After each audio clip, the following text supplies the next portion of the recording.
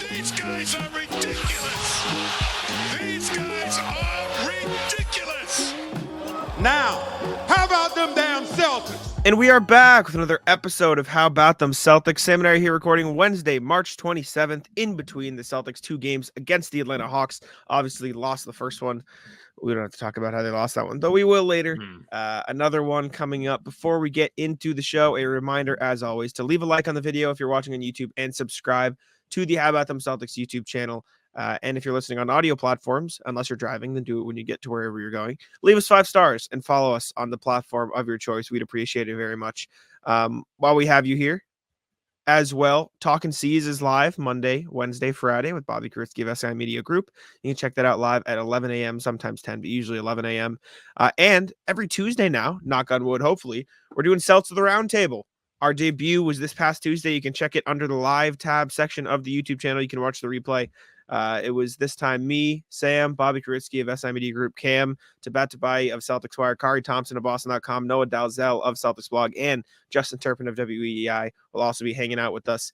Just a big group of people who watch the Celtics and cover the Celtics, talking Celtics. So you can come hang out with us there every Tuesday around 6 p.m. It'll be a good time. The first one was a great time, so you can come hang out there with us. Anyways, now that all the promos out of the way and I can get into Celtics talk, Jrue Holiday is supposedly back, according to Gary Washburn of the Boston Globe. He did practice on Wednesday. Also, this was from Joe Mazzulla, but Gary was the one who reported it and put it out there, and that he could even end up playing tomorrow as we're recording this tonight as you're listening to this. So all of that is Jrue Holiday actually hurt talk. Ended up just being, wow, we have nothing else to talk about, realistically. That is all it was. It was, hey guys, gotcha. We're going to talk to the Globe about this being a little bit serious, so everyone gets a little nervous. You're welcome for the week of content. And we got our content. We squeezed out every last drop.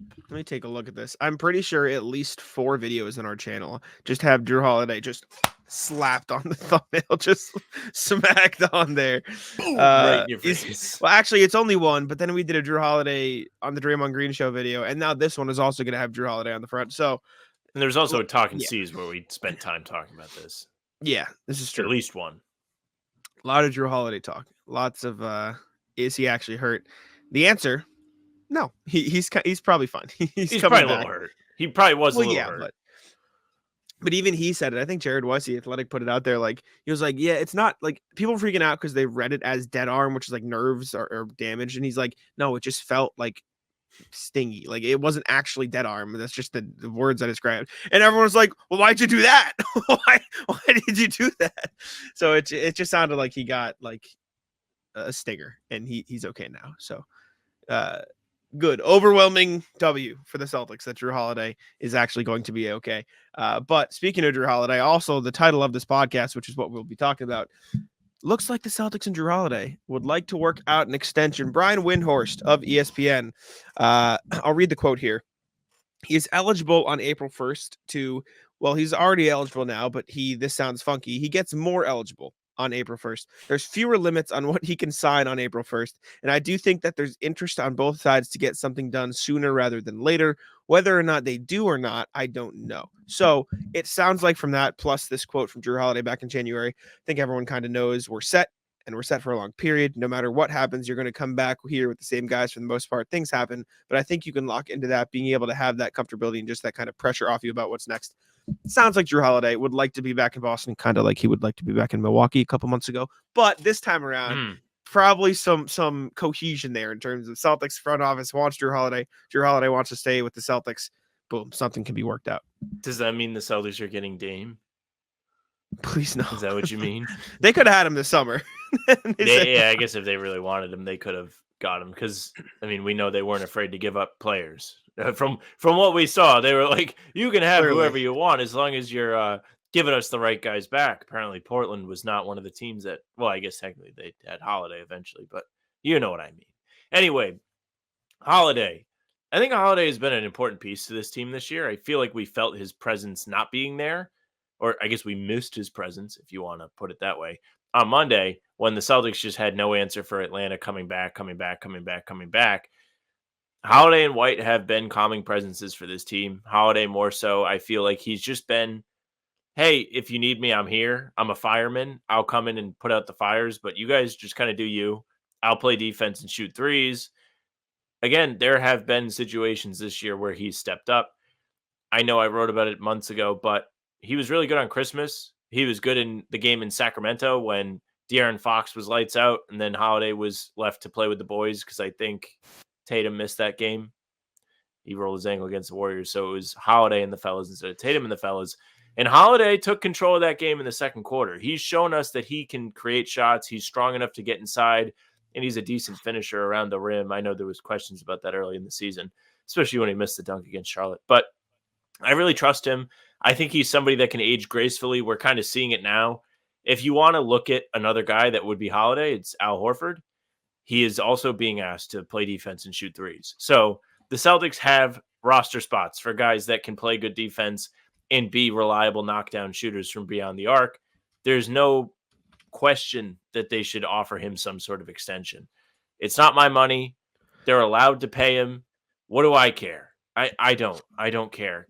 Keep him around. You gave up a lot to bring him here. It doesn't make sense for it just to be a rental. Jrue Holiday is far too important to this team to let him walk. Not only like I agree with everything you just said, but like he is their defense. Like I can't remember if you touched on it because I have short-term memory loss, but I'm like he is everything they do on that side of the ball. Like before the season even started, Joe Mazzulla was like, "Yeah, this guy has the keys." Like there was a clip of him going around like, "You're the quarterback. Like here, you are the defense. Run it all. You have freedom." Like Brady hanging out. Jrue Holiday has been amazing, and so credit to him in that. Keith Smith of Spot Track was on Spot Track's own podcast, and Celtics Files, the Twitter account, tweeted the NBA Next Spot Track podcast, and Keith sort of broke down how the Celtics could go about extending him. So it's a 40-second clip, so we can listen to Keith explain it, just so we hear at the How About Them Celtics podcast some sort of indication as to how this would work. So shout out to Keith Smith. He's friend of the show, Keith. Friend of the show, Keith Smith. Keith, who has one of my favorite personalities, by the way. I love Keith. Keith is awesome. Keith is just a great dude. So here's Keith explaining it. Keep an eye on Jrue Holiday. Is one we're still a couple weeks out before he'll even be eligible because it's April 1st because he has to wait 6 months from the trade from the Trailblazers. I almost said the Bucks, but he was with the Trailblazers for a day or so there before he can extend, because you have to get past the extend and trade rules and those things, and the Celtics are going to want to extend it longer. He's already talked about Boston is where him and his wife and their family want to be for the rest of his career and all that. Yes, the Celtics are expensive. Yes, they've got to pay Jayson Tatum and Derek White too, but I think you're going to see them do with Holiday a version of what they did with Al Horford, which is we're going to extend you, we're going to add years onto your career, but at a lower number than what you're set to carry anyway. So we'll actually bring our number down in the short term, even if we add long term. So Holiday is my number one guy on that list. Definitely keep an eye on Jrue Holiday is one which. So basically saying like it sounds like they'll do like a Al Horford type thing with Jrue Holiday. It's definitely going to be more expensive than $10 million a year. If I had to guess, like maybe they get him at like 3 years 90, 2 years 60. Like I think 30 mil a season maybe, rather than what does Jrue Holiday make now? Like around 38. He makes 36 right now, would make 39 next year. So maybe even bringing him down to like 28 or 30. I think that range is probably where you get him for a 2 to 3 year deal, which is fine. Like even like I know you say not my money, but even contextually as like a CBA thing, like that's what you're paying for like a good player nowadays. Like the 30 mil is like a borderline all-star. Jrue Holiday, like as much as people forget it and like can't see it as obviously because he's taken a smaller run the Celtics. He was an all-star last year, the first time in a decade. Yeah. Like he's a great player, and so I think 28 to 30 mil for him is probably around where you're like, yeah, that makes sense. And for what it's worth, probably what you're gonna have to end up paying Derek White too, just to bring that into the conversation. To me. Well, if they're going to extend him before the playoffs start, then I really don't have a problem with that. Like, I don't really care. Like, and I'm not going to have my opinion changed based on the playoffs. But I will say, if they were going to wait till the summer, I think the playoff success would have something to do with how willing they are to break the bank for him. Just because they're like, listen, like this worked, we'll pay you. It doesn't matter. Like we have the winning formula. Why would we mess with it? But from like a broad perspective, they are going to negotiate early. What do I care what they pay him? I don't care. The CBA is restrictive. It is a menace. I don't want any part of that CBA messing with my team. But what I will say, who out there are you going to replace him with? You do need to replace this figure on your team. He's a leader. He's the quarterback of the defense, like you mentioned. He can knock down threes. He is probably the perfect player to be on this team. Why would you just let him go away for nothing? You don't get that money back. It's the same thing I was saying with Grant last year, and they managed to manipulate the roster where you don't really feel Grant being gone, but sometimes you do because they brought in Tillman to be Grant, kind of. But Holiday, you're not going to be able to replace him. That's just money you can't spend anywhere else. You might as well spend it. He doesn't sound like he's ready to strong arm you either. Like he wants to be here. I highly doubt him and his family are looking to move again after, being traded over the summer, kind of like you mentioned, like Keith mentioned. What is the holdup here? I think everybody should just come to a mutual agreement. Team shouldn't shaft him. He shouldn't strong arm the team, and they should come to a amicable contract. Mm-hmm. And for what it's worth, even if he wanted to squeeze it out, he would still probably end up accepting that player option. And not a lot of teams have cap space anyways. There aren't going to be a lot of teams that are going to be able to pay him heading in the next season. The only one that pops out is Philly could create probably max spot. So do you want to go there? Can OKC do it? I don't know if they'll have cap space. They might. Well, they have that Hayward contract, and he's going to be a free agent. So maybe they could. So and the Spurs will too. The Spurs will have space. So there are a few teams you could feel like, oh, maybe they'd do it. The only thing that could happen is the Spurs or the Sixers or the Thunder, lure him away by saying, okay, we'll give you 2 years max instead of 2 years, whatever the Celtics want to give you. And then they'd be probably overpaying at that point. But if I'm Jrue Holiday, you want to stay where you can win, and the Celtics is the best place. Well, OKC could be a winning situation for him too, for what it's worth. But yeah, but he's already here. He has a chemistry with the team. He has a role here that he seems to be very comfortable with playing. It would be funny if he went to take a meeting with the Spurs and they just brought Wemby in. They're like, look at this. He's like, whoa. Look what we have. Whoa, that's really cool. You ever see the wacky inflatable arm guys? We have one. That's They make they him trot him out dance. there. They trot him out there like they trotted out Olynyk for the Durant meeting. Yeah, except he's not Kelly Olynyk. It's Wembanyama. You just see Wemby walking through the Hamptons. Jeez. It's the point Tim is Duncan, all the legendary Spurs guys, and then maybe a great Texas figure, whoever you want it to be from San Antonio. I don't know. They bring out Tony Romo's dumbass out there, look at me, we're ready to rock. Anyways, the point is, sounds like the Celtics and Jrue Holiday are both interested in making something work, getting an extension done, which is good for the Celtics. W News. Holiday, love to hear it. Next thing we have Jayson Tatum. So Jayson Tatum announced his partnership with Coach today, and he has been getting clowned. Fuck you. He has been getting clowned on Instagram. I don't know if you saw this. So there's a couple of Tatum memes floating around today. We'll start with the Coach one. So he posted this to Twitter. Shout out to Daniel Donabediet. Sorry if I said that wrong. He writes for Clutch Points. Shout out Dan. Tatum posted these photos to Twitter or to Instagram. Very handsome. Announcing his partnership with the Coach. And Fred VanVleet took the comment section.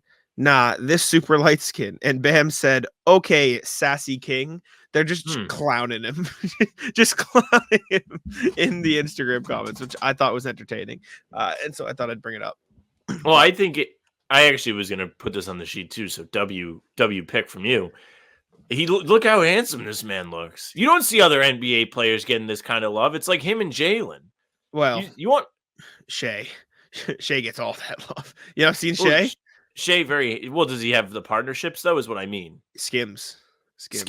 Oh yes. Yeah. Tatum needs to level up. Yeah.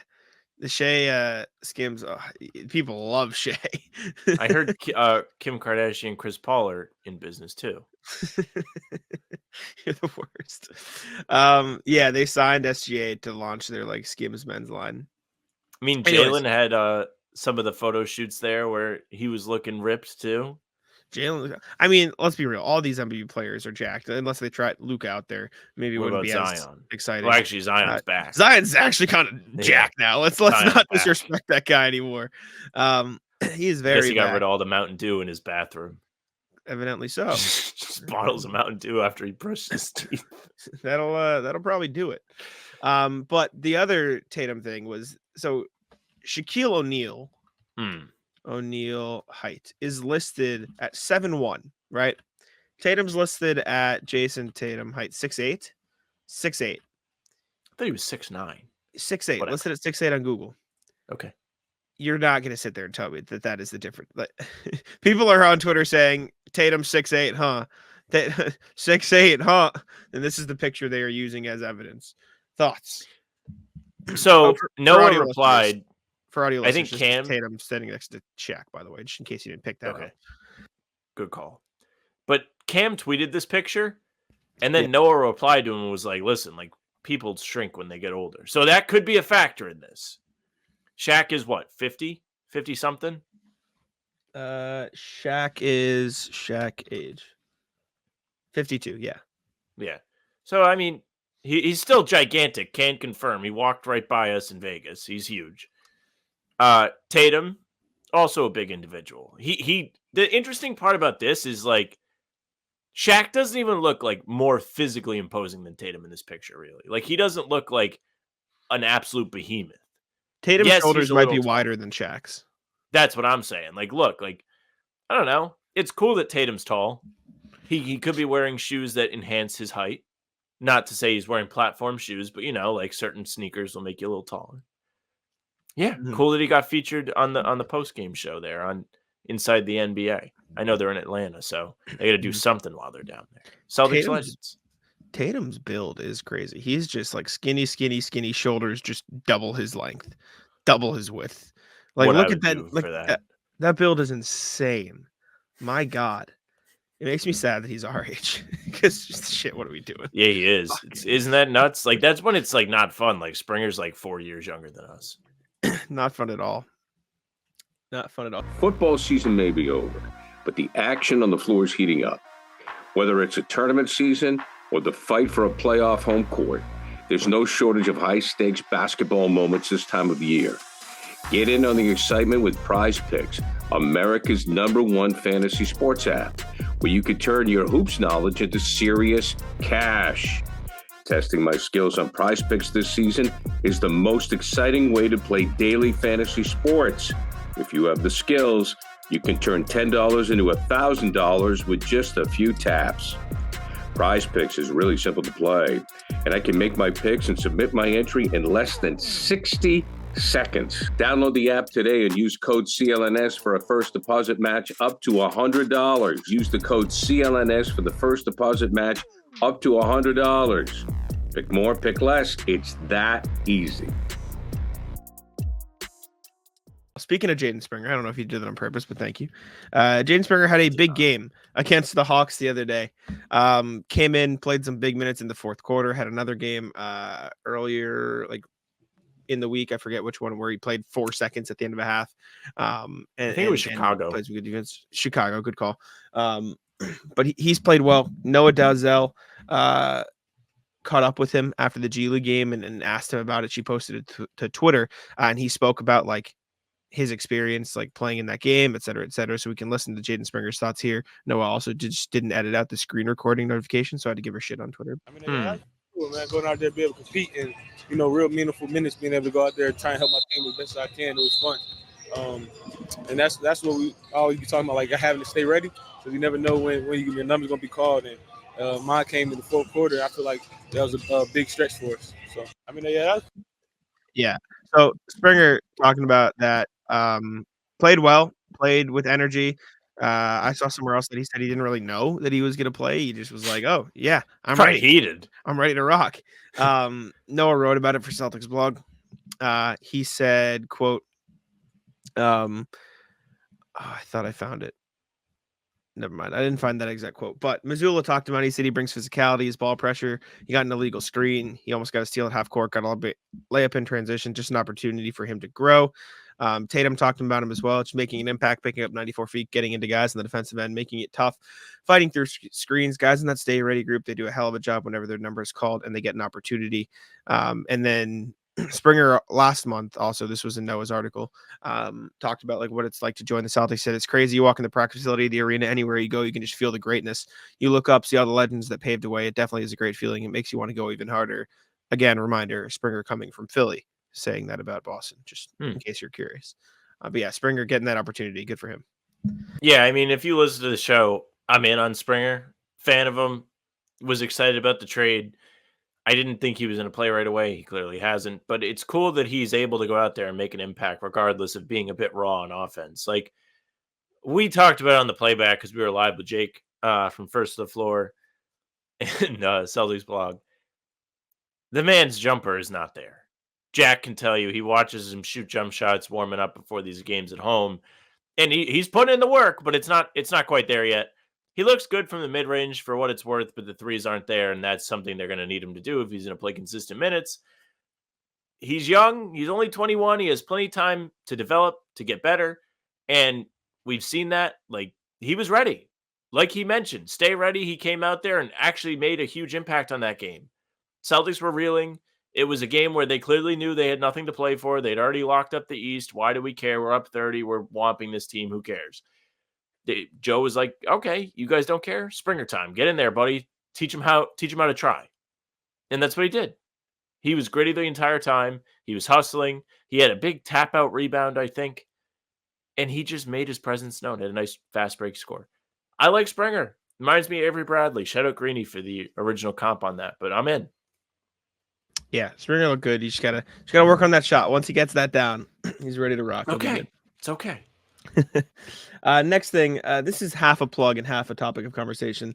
We'll talk about the Celtics crunch time play. We talked about this on the first edition of Celtics at the Roundtable. So if you want our full thoughts and some in-depth stuff on that with everyone else, check it out again in the live section of the channel. How About Them Celtics on YouTube? You can go to live and you can see it. The thumbnail says, "How bad is the problem?" It's the title of the Celtics late game execution as bad as advertised. A bunch of us talking about it. You can see it there, Tatum and Brown on the thumbnail. Get our full thoughts. But obviously, Celtics blew a 30-point lead to the Hawks. I figured we could watch some of the late game stuff from that game and or others. I have 3 games pulled up. We don't have to watch every clip from every game because that would take a while. But I was going to ask you. So I have Hawks pulled up, I have Bucks pulled up, and I have Cavs pulled up because I feel like in that stretch we watched a lot of Nuggets stuff. We didn't watch Cavs because we were so engrossed with the Nuggets game. So is there one game in particular? Maybe we did watch some Cavs game, but I feel like we focused a lot on Nuggets. The takeaway from the Cavs game is they actually did get like a lot of good looks. They just didn't go. Like they tried to get the ball inside to Cornette. I remember he was like the only guy that scored there for a little bit in the fourth quarter as Dean Wade was on fire. But I would love to go through the Bucks game and look because to me that's important with this being a playoff matchup coming up. And it's like, well, don't love that they stalled out twice now against the Bucks in the fourth quarter. So do you want to watch? What do you want to watch in the Bucks game? Do you want to watch offense, defense? Do you want to watch just offensive possessions? What time? Like what do you want to look at? Because I have like the play-by-play for the fourth quarter up. I can click on certain plays. So what would you like to watch? Is what I'm asking. Let's do offense. When the game happened, I know we did look at the defense with Bobby Portis getting off some looks, and mostly they did a pretty decent job. Okay, so how about we can watch offense in the last 5-ish minutes. I have to like open up all these clips individually, so I'm just gonna go take a look here. Okay. Watch in the last 6 minutes, Celtics were up by 10, then up by 13, and then they missed a lot of shots in a row. So let me then they started throwing it off the back of the rim. Let me take a look here, and we can find the possessions. I just have to click on all of them and like go through because it's not like one easy stream of consciousness. You know what I'm saying? Like I got you every play individually. So I'm just filibustering here where I find these. I mean, that was a mess. I mean, it's just annoying that the same thing happened in both games. I just don't love the way that felt watching them almost lose to Milwaukee twice. Felt bad. Felt really bad because both those games, they looked awesome throughout the first 3 quarters. Dame has proven to be a pretty decent fourth quarter player this season. I know in both the games against the Celtics, he has turned up and looked good.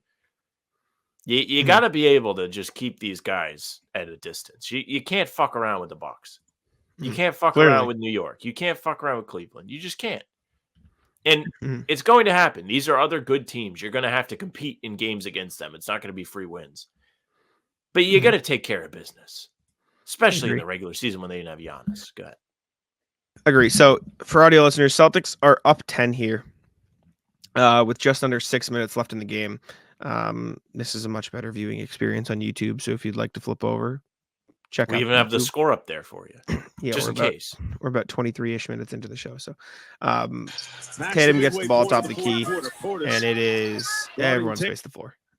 And for what it's worth, I will say the Celtics have been better at using this because it is almost always now Tatum gets either a very small guard or a big man on them and is able to drive past or find a mismatch. So I think that's important context as well. Tatum drives, draws 2, finds Derek White. White from the wing. Awkward, makes a shot. Fine. Good play. Drew 2. I do wish. For what it's worth, they are playing against the zone. So it's a little bit different of a beast than the normal Portis game.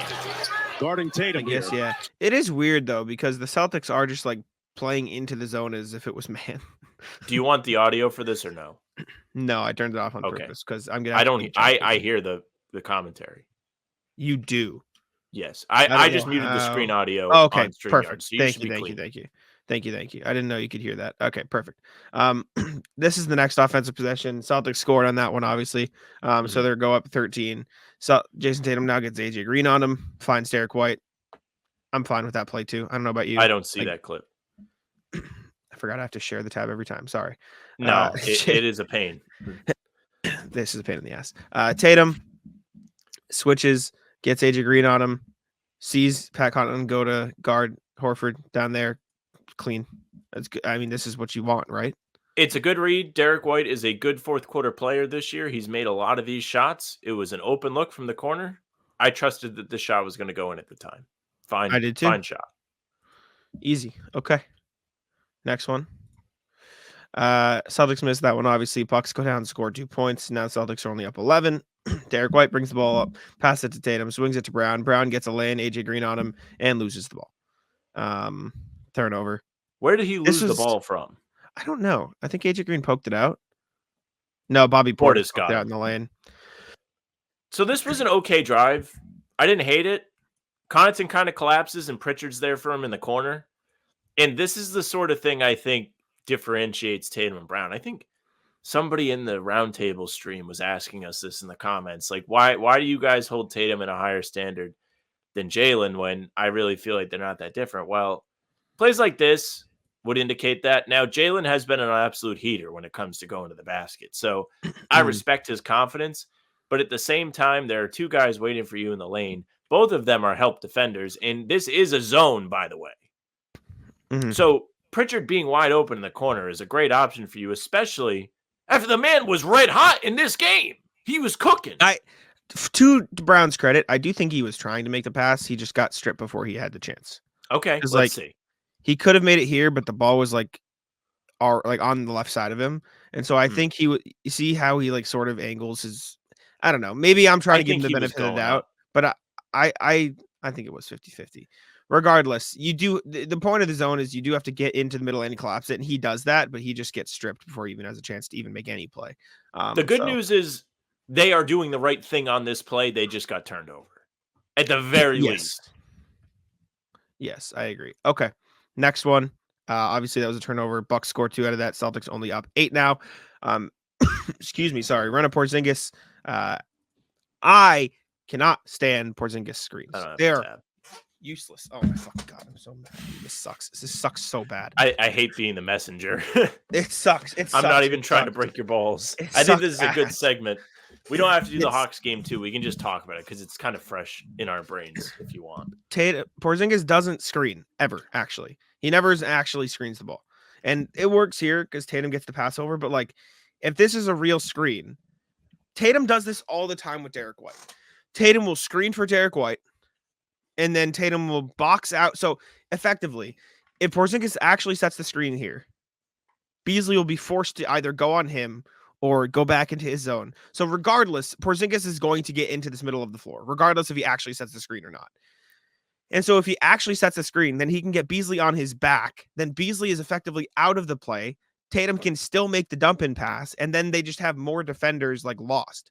Instead, there's 2 on the ball. The pass has to be slower to Porzingis. And in the end, Porzingis gets in an okay spot. Porzingis needs to make this pass to Derek White. I'm sorry. It has to. You have to keep your head on the swivel. I mean, that... Okay, so he does eventually. Just to groan in the crowd instead of Derek White. But in fairness to Porzingis, he does catch it with his back completely to Derek White. But you've got to be aware of where people are and spin quicker. Very fair. He knew where he was. He can see this. So as soon as he gets there, correct. and like sees the defense collapse, you have to keep your head on a faster swivel and don't just fucking flick it up into the air. For audio listeners, he tries to find Derek White, Porzingis does, but he thinks Derek White's on the wing and Derek White or on the elbow, like the corner, and he moves up to the top of the key instead.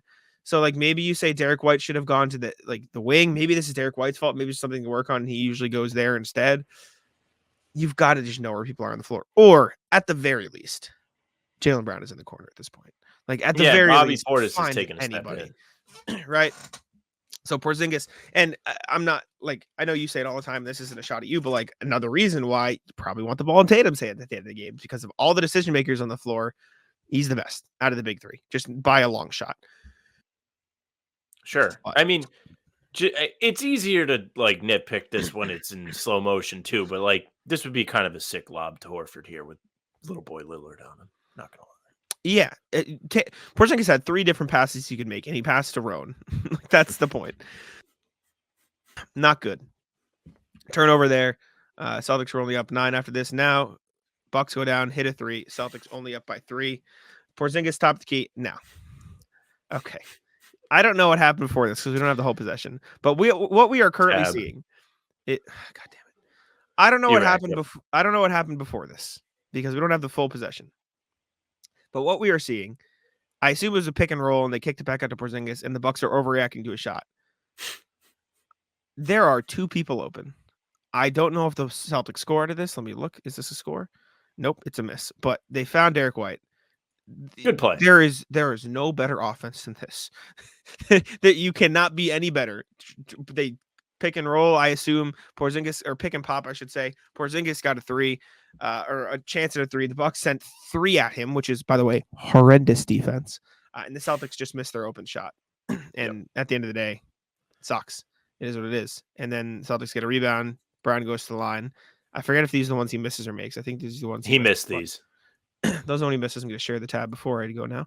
And then the next one, he missed those. They got to stop. So they're still up 6. Still up 6. Porzingis. Oh wait, this might be, yeah. So this is the play.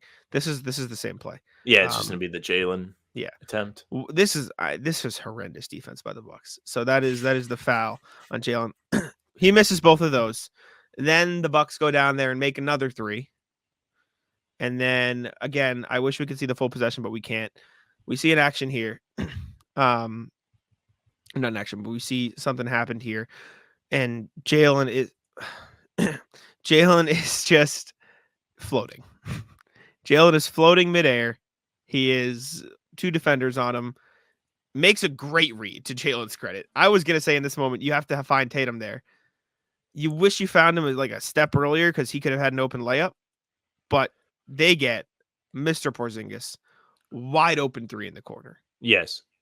Not few better shots you can get than that. And he misses. So and he just misses. To their credit, this is how I'd like to see them play offense late in the game. Mm-hmm. Like, this is good. The ball moves. They get a good look. They played well against the zone. They made them pay for playing zone against them. Just unlucky from Porzingis. I do wonder if he gets like self-conscious about his feet in the corner, like he doesn't want to step out of bounds or on the line. And I wonder if that makes it harder for him to shoot threes. But so far, what we've seen, like the Celtics have actually run good offense. They've just missed almost every shot they've taken. 2 minutes, 13 left. Celtics still up by 3 points. Share the tab. This is when Tatum did good things. Tatum said, okay, we're not making our shots. I'm going to get Malik Beasley on me. I'm going to drive, and I'm going to just bully Malik Beasley. He cannot guard me. Get into the lane, get into free throw line. Yes. Drove through the entire Bucks defense. When you see Jayson Tatum one-on-one, you're like, okay, it's ugly. This is what the Celtics are envisioning. This is what they want. Look at Derek White. Derek White is doing the Curry walk-off before Tatum even like finishes the play. Yep, we're good. Yep. Okay, we're good. Tatum's getting to the line. Tatum makes these. Celtics go up by 5. They get a stop. Get a stop. 1:45 left in the game. Celtics up by 5. Tatum dribbling the ball at the top of the key with Beasley on him again. Celtics go, okay, Tatum, do it again. And I like this spacing here from the Celtics because it keeps Lillard as the guy in the dunker spot. Like, I like having Derek White in the dunker spot because then once Tatum gets to the paint, look who's there to guard him. It is Mr. Dame, who is not going to give you much paint defense down there. You know what I'm saying? Like, I like that version of the spacing. Tatum drives by Beasley, gets right past him, and you know what I said? Work. Remember what I said? Having Dame down there probably means it's not going to be very fun. Porzingis moving a little bit makes Bobby Portis overreact. Dame is the only one left down here because Derek White is the one in the dunker spot, and Dame's not going to do much for you. It's good. Good play. Good. And this is a big boy game from Tatum, really. Like, I talk about it so much, reading the room. They decided, hey, look, the threes aren't working. The ball movement isn't working as much as we beg for it. It's not working in this situation. They did that. So, time to go. Have him just go through his defender and go to the basket. This is what I talk about when mixing it up is an important thing. If they kept doing the same thing, Milwaukee had it covered. That's why Bobby Portis adjusts and goes over to Porzingis, because they've been doing that. Now that they have adjusted, Milwaukee isn't ready for the adjustment as much. That's why it's important to have the curveball, the extra layers to the late game offense. I think that's the best answer, because we can sit here and be like, they should be moving off the ball all we want. And I do believe that sometimes. But the real answer is you have to do different things in the same game. You got to mix it up because it gets easy to defend and it gets stale. I agree. So that Tatum makes a bucket, puts the Celtics up by, what is that, 8? 5. Oh, this bucket is 7. 7. Yes, 7. Makes a bucket, puts them up by 7. Bucks go down, and they hit a shot of their own. It's taking me a second to share the tab. I promise I am. Tatum, again, gets the ball, top of the key. Malik Beasley, I'm doing the same thing again, going back to a similar thing. This time, Porzingis in the dunker spot instead of Derek White. Tatum dribbles on Beasley. They send help early. Tatum gets to the mid-range shot, and he misses it. Then Porzingis does a super cool monster rebound where he just looks like Elastigirl from Mr. Incredible or The Incredibles, and does this insane, like, craziest rebound dunk I've ever seen in an NBA game combo. So what I'll say about this possession is by the time Tatum gets this shot, there's 5 seconds on the shot clock. When he goes into his shooting motion, there aren't any passes for him to make. This is a fine shot to get in that situation, but maybe going faster allows you to put a little bit of a different pressure on the defense, because I think them waiting as long as they can to take shots is a problem too, because it kind of pigeonholes them into what they can do. This is a nitpick, though. I agree, but I also get the idea of it, because you also do want to give the defense or the other team as little time as they can to get shots and come back. And I'm glad this is paused where it is, because I don't hate this shot.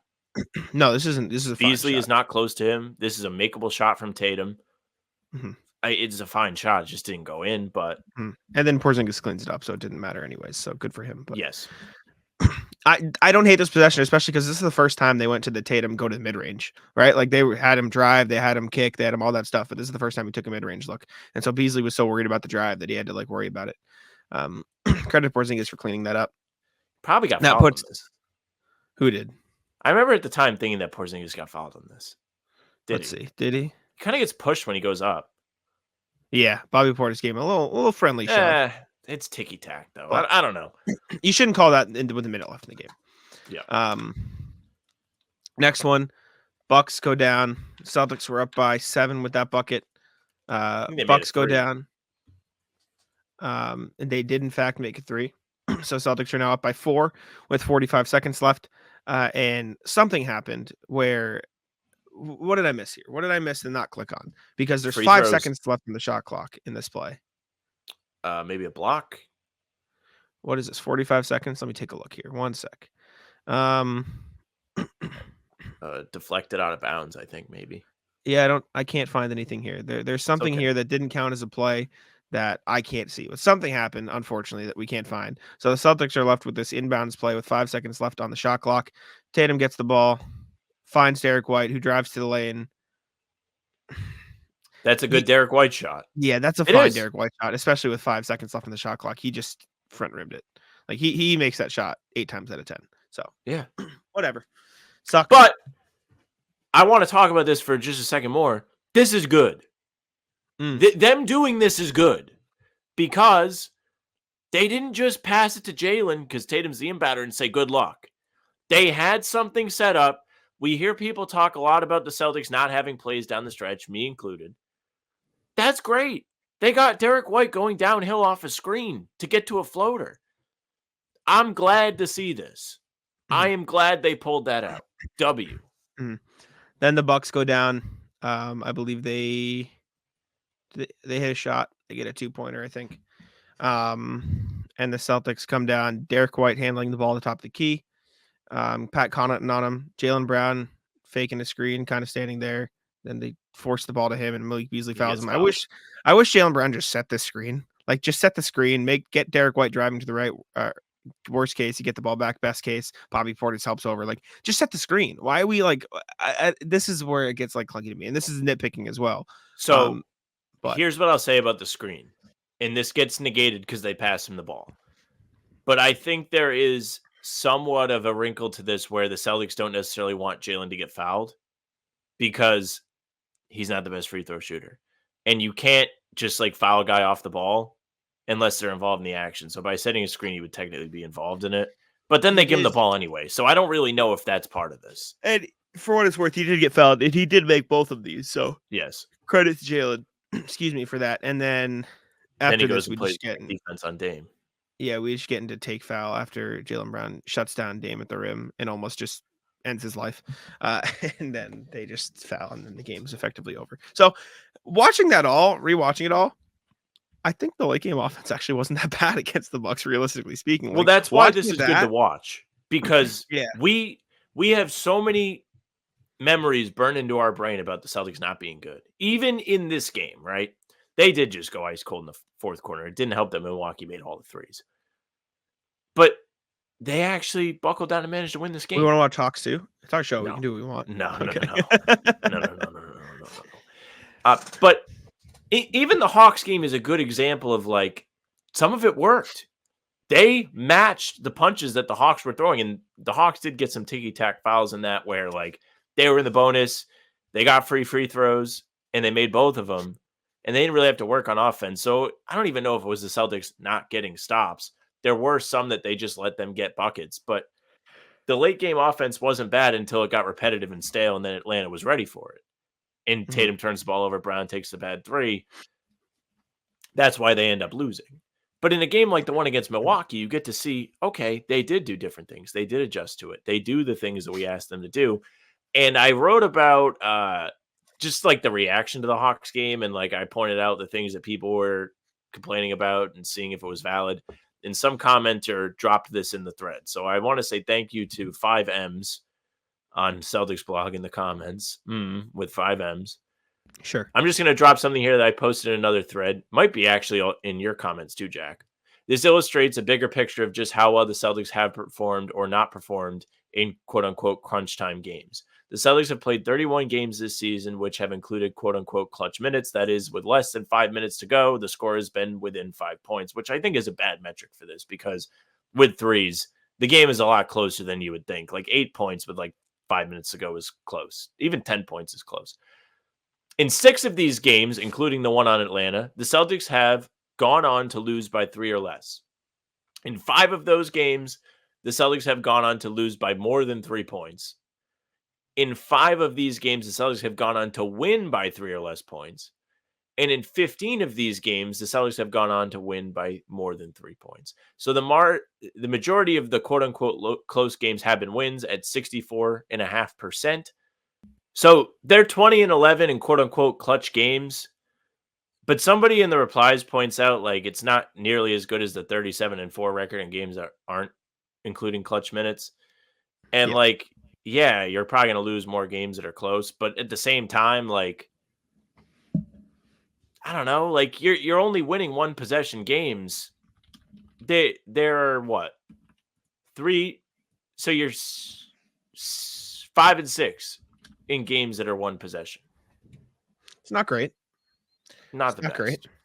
And one of those games is the Milwaukee game where 2 of those games are the Dame throws up a 3 games. So you'd like the Celtics to be better in those spots. I will also say, and this isn't like saying that doesn't This is matter. more of the last shot issue. Yeah, and this obviously matters. That's not what I'm saying by saying this, but like they are one possession games for a reason. You know what I'm saying? Like naturally, you're not going to be 100. Like I'd be curious to see how many teams are like 100% in one possession games. Like it's probably very rare. It's just like the Nuggets. Yeah, right. And maybe it's the Nuggets, or it could be the Hornets. Maybe the Hornets are 100% in one possession games because they played 3 and they just happen to win. You know what I'm saying? So I get that it's a problem. I'm not saying it's not a problem. Absolutely the Celtics need to do better down the stretch. And for what it's worth, after watching that Bucks game and knowing what we know about the Hawks game, like I do think they have made progress in their process down the stretch. So I think there is movement in the right direction in that regard. However, like I'm not saying you're saying this, but the people who are like, look how much worse their one possession record is versus the 37-4. No fucking shit. 37-4 is ridiculous, guys. Like, what do we do? Come on. Like, at a certain point, it's satire. The real reason I got into reading this comment was because, look, there are plenty of times where they're in a close game and they do just fine. Mm-hmm. Yes. And I think the Milwaukee game, as annoying as it was to watch live, is a good example that, like, hey, like, everything was going wrong. Milwaukee can't miss from 3. You can't buy a basket. Yet the adjustment was made on the fly to do the right thing on offense, and it worked. Yep. I think that's why I said I think the Celtics are making progress. So credit to them. Moving on after we spent almost 30 minutes on crunch time offense. Well, I mean, I guess that is the whole point. I hope people enjoyed that. If you liked it, tell us. If you didn't like it, tell us. But just don't be mean. Or be mean. The Celtics all showed up to watch the Maine Celtics. So the Celtics are in Atlanta right now, obviously, but the Maine Celtics are also down there in Georgia in College Park. And they went to watch the G League. So Noah Dalzell wrote about it for Celtics blog. We can watch some of her clips. Shout out Noah. Thank you for writing this. Thanks for being there. Thanks for letting us steal it, or just we're going to steal it. Theft. But they were all there. They all went to hang out. And watch the G League. You can see everybody smiling in the stands right here. There's Hauser, Tillman's, Fee, everybody watching. I think it's blurred because I blew it up really big on the screen. There it is. I knew there it is. Yeah. It just took a second. Sometimes the iPhone takes a second. I like when the video resets and it's still blurry.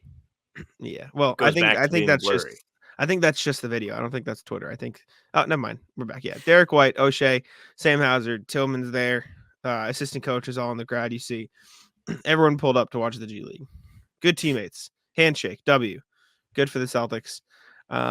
Emil Jefferson's up there, dude. Jordan Walsh talked about it playing in front of the Celtics. He said, I wanted to show them I can hoop, and I'm legit. Basically saying, like, yeah, I want to show them I'm about it. They were there after the game, also, like, handshake, all this stuff. Noah, again, tweeted the video because she tweets every video. After the game, Hauser's down there shaking hands. Brissett's Fee down there. Even Peyton Pritchard's there. Mm-hmm. Where's Pritchard? Are you making a joke that I didn't pick up on? What are we? Yes, I'm saying the white guy wearing 11 is Pritchard. That doesn't even look like Pritchard. That's not even like he's not even as a buzz cut. When, like, that's when it was blurry, it looked like Pritchard a little bit. You're such a bum. Springer played well. He got 24 points. And the other funny video to come out, this Jrue Holiday was also there. And apparently O'Shea Brissett gave Xavier Tillman his camera, and then Tillman just turned into the vlogger himself and just like started pointing at everybody and like went around with the camera. He looks like a proud dad, which is hilarious. So credit to him. But it's good that he's getting into the team quick and like getting along with everyone too. It's good to see. Good vibes. Agree. I just thought that was a fun video. Also, for what it's worth, back to the Tatum meme section. Somebody asked him about the sports betting stuff in the NBA, and Tatum said, fans yell shit all the time. Shoot one more 3, get one more rebound, get 25 before the half's over. And then he goes, I guess I do feel bad when I don't hit people's parlays. I don't want to lose the money. That is a very Tatum thing to say. Like, it goes with the, hey, these people came to see me play. I think the people that are like, I need you to make one more 3 are so fucking annoying, though. I mean, I talked about this when I went to the game. I was annoyed by the people like rooting for their bets. I mean, we do this on the playback. It's different though, because we're like trying to fill content. Yes. I don't know if it is. I feel like this is the same thing, but it's annoying when you have to hear it, but not annoying when we do it. No, like to me, it's annoying when like you go to the game Like, you can't be like that excited just to go to the game. Like, you have to fucking bet. I guess. I don't know. I suppose. Last Celtics thing before we get to the email. The Miami Heat announcer hit us all with a pump fake. And Hurt my basically, feelings today. let me play it. I'll find the video real quick. I know you put it in here. So this was during the Pull Heat it up. Warriors game. Andrew Wiggins had just made a bucket. And the Heat announcer was doing his best to describe the impact Wiggins makes on the Warriors and his run in the 2022 finals. And this is Which what is he had to hurtful say. enough. Andrew Wiggins, a guy who averaged 18 points and 9 rebounds a game in the 2022 NBA Finals, which they lost to the Celtics. And then he doubles down. The color guy just leaves him there too, by the way. In 6 to win it all. 2 years ago. With under a minute. Like, guys, Fucking terrible, dude. what are we doing? Dude, that no way it was on purpose, right? Like, what are No, we doing? that wasn't on purpose. I don't think a play-by-play guy would do that on purpose. Because a lot of those guys are very serious, and it is a serious job, but they take it very seriously. Like, they don't want to just, I mean, you're essentially guiding the viewer. You don't want to fucking lead them astray. So I was hurt when I logged on to Reddit this morning. Plain The and double simple. down was crazy. Yeah, Double down 1 in was 6 nuts. games. Wish they did. Insane. Would have been at home Wait. too. Let's go to the email, see what the people had to say. I'll check in Please with the don't let Sam incognito talk wheel about the first. finals. We're cutting it off. Only one entry today. A reminder, comment what's popping on the video for a chance to win a gift card to Incognito. I can't find the comment because I forgot to put it on the sheet, but let me head to the studio real quick. I just opened up the wheel and I forgot to actually paste the winner onto the wheel. I just have the wheel open. It's so funny. We have to search for the one guy. Well, I just Not that forgot it's hard paste for on you the to sheet. find because you have a method, but Sorry. Hold, please. who's it going to be? It's a suspense of like actually I know. spinning the wheel. Who's it going to be? Who's it going to be? Who's it going to be? What the hell? This is so fucking annoying. But if you are going to buy Impognito, there you go. they have plenty of flavors. Johnny Blaze 337 said, "What's poppin', fellas? You should get a sponsorship from Jersey Mike's because I've been dying to try it since you guys have raved about it. Gonna be working next to one tomorrow. I just want to know what's the go-to sub." So one, Johnny Blaze, respond to this in the comments with your, or sorry, email us, Johnny Blaze, hbtcpod@gmail.com. You've won Incognito. Email us with your name and phone number. Again, hbtcpod@gmail.com. And we'll get you hooked up with a $10 gift card. Go-to sub for me is the club sub. I had one today, actually. I got Jersey Mike's today. It's very good. For me, it's the number 7 turkey and cheese. You get a Mike's Way with pickles. If you're in the mood for like a grilled sub, you get that chicken Philly. Very good. So You got to get the rosemary parm bread. Yes, correct. Shout out Johnny Blaze. You have one Incognito. Again, email us, hbtcpod@gmail.com with your name and phone number. We'll hook you up. Let's go to the actual email. We have a few from RJ today. yes. Email us with your thoughts. We'll read them on every show. What's popping? Things I learned tonight. This was after Celtics Talks. Evening, guys. Jack, sorry the C's gave you such a lousy birthday present. They did. My They ruined it. It's true. So my takeaways: first, the good news, no one got injured. Some observations: Pritchard is a much better point guard than Tatum or Brown. Svi is still playing with energy off the bench. Complaining to the refs continues not to work. That said, the refs seem to be calling very inconsistent game. I would much rather the C's lose while playing motion basketball than fall back into hero ball sequences like they had tonight. We're the worst 57-15 team in the league tonight, and that feels accurate. Be well, RJ. That feels accurate today. It feels accurate. Sad. Tough. Yeah, sure. I don't. It was a good Pritchard game, man. It was. I still disagree with the whole he should be getting the ball in the last 5 minutes thing, though. I don't care. I'd rather Tatum Brown run this. I don't think he should really be the offensive focal point in that kind of situation, but I'd be interested to see how it looks. Like it could be like one of those pitches you throw in the pitch mix, like no, like the one you never throw. no. No, I'm not about it. I don't think so. You want the ball in the hands. It would be bizarre. That this is like bringing in like the outfielder to pitch. Though. You know what I'm saying? This is bringing in Anthony Rizzo to pitch in the Cubs 2016 World Series. If it works, you're the biggest genius ever. If it doesn't, you are the most obvious. This is passing the ball on the 1 yard line instead of handing the ball to fucking Marshawn Lynch. You don't do it. It's stupid. Like, what are you doing? If it works, you're a genius. If it doesn't work, you go down as one of the biggest idiots ever. Yeah, if Joe Mazzulla why wouldn't they give it to Tatum Brown? If Joe Mazzulla gives the ball to Peyton Pritchard in the last 3 minutes and it doesn't work, everyone hates him. He's a moron. Like that. Pritchard did have one of the he most went impressive individual stretches of that game, though. He's great. He's great Yeah. for what he does. He's great in spurts, but you can't, like, you just don't, especially when teams aren't going to switch. And I do have a weird trust in him, though. I don't think they should do it, but I am you curious only how have it would a look. weird.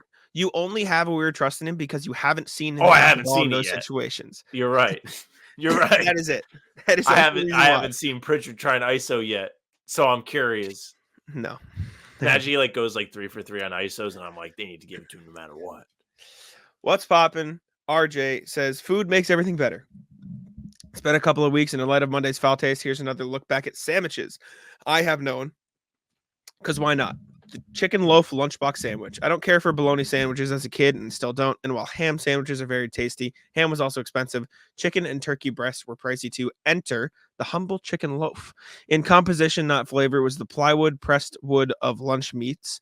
A lot of ends and bits and bobs of chicken all compressed into a rolled loaf that your local butcher would slice up for you and sell at very reasonable prices. It was like a chicken bologna of sorts, but way tastier because it was chicken. The sandwich itself was whatever you wanted it to be, simple like chicken loaf and mayo and white bread, or something a little more complex like toasted whole wheat buttered with a chicken loaf, stone ground mustard, a sliced tomato, a slice of cheese, or anything else you wanted to try. A staple of my summertime lunches as a teenager. I've never heard of chicken loaf. Have you? Me neither. It sounds good because of chicken, but then you made it sound nasty. So I really don't know how to feel. Yeah, I don't. But then you were like, this is one of my favorite sandwiches. So I don't know. Only thing I can find when I search chicken loaf is, oh, this looks pretty like normal. Yeah, it just looks like chicken, like turkey. Oh yeah, like this looks normal. Oh, it looks fine. This is what I was envisioning, which looks less appetizing. But it's actually not bad. Probably. But I have a soft spot for chicken. So what am I gonna say? The other one for RJ was Arby's Swiss King. There was a time when Arby's didn't suck and the sandwich was amazing. This sandwich was amazing. Roast beef with the Swiss cheese sauce on toasted sesame seed bun. It was a good combination of taste, made outstanding by their horsey sauce, a creamy horseradish sauce that had some kick to it, as it played well with the flavor against the flavor of the Swiss cheese. When Arby's retired it from their menu, I stopped going to Arby's. And to keep this somewhat Celtics related, when I tweeted that Sean Grandy could use the Hawks stinker to either retire his reminder that the C's had blown a 28-point lead to the Nets or add to its bookend, I learned that he had blocked me on Twitter. I didn't realize I had gotten his attention. Be well, RJ. Apparently a stick up someone's butt. Jesus Christ. Respect. I feel like you're too tough on Grandy, RJ. I don't get the Grandy hate. He's fine. I like Grandy. I don't know, but maybe that's. I don't know. I think he's good on air too. Yeah. To each their own, I suppose. Last email. What's poppin'? Pre-playoff exhibition season. Morning, guys. Love the Celtics of the Roundtable debut. Y'all make much better talking heads than the networks put together. Appreciate you. Here's an actual question for you. The earliest the Celtics can get to 62 wins and guarantee home court advantage, HCA, through the finals is April 5th. They might clinch it sooner if the Thunder and Denver both lose a game or two. The 5 games coming up are at Atlanta, at New Orleans, at Charlotte, then back to Boston for OKC and Portland. None of them are back-to-back, so in theory, we can run KP and Horford on each night. The Pels are playing for home court advantage in the first round over the Clips. Thunder want best in the West, along with sweeping a season series, and Sacramento is fighting to stay out of the play-in with a chance to move up to the 4-5 spot. So the Celtics should see some motivated opposition. Do they play Sacramento? I don't think they play Sacramento. They might be after Portland. They do have to come here Perhaps. Still. They have not came to Boston yet. Do you see the Celtics trying to do anything different to get into a playoff mentality or playoff style for these games? Be well, RJ, who is dangerously close to asking you to predict what Coach Mazzulla will do. My prediction, they're going to play the exact same they have for the rest of the games. I don't think they're going to treat these games any different. They're going to try to get the top, like, number one team in the NBA to secure home court advantage overall. But in general, they have taken we want to win this game. We're focused on this game approach every single game. I don't think they're going to treat get up or get down for any game in particular. I think they're going to stay level-headed for everything. Yeah, I mean, I don't know. They didn't seem like heartbroken over Monday. So, I mean, I would like to see them show up against OKC. It would be fun for us to be like, what about this? What do we think about this? Takeaways from this game. Because it's probably the only real meaningful one left. I don't think they're going to really try against Milwaukee. I don't think they're going to try against the Knicks, which is like one of the last couple games. But this one, since you haven't beaten them yet, does feel like you need to kind of show up and be like, look, we can beat them, so don't mess with us. It happens. It is what it is. Okay. We can go to the NBA standings, check and see how teams have been doing around the league. I'll switch the back. You Alrighty.